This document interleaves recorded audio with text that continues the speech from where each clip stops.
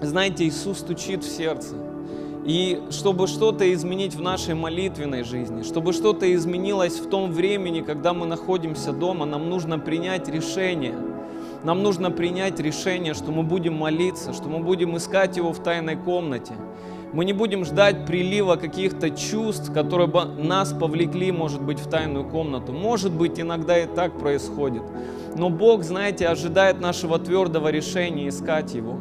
Знаете, можем быть просто акцентированы, на том, что мы душевно переживаем, на наших переживаниях или чувствах, но Иисус акцентирован на решении нашего сердца искать Его. Искать Его, несмотря ни на что.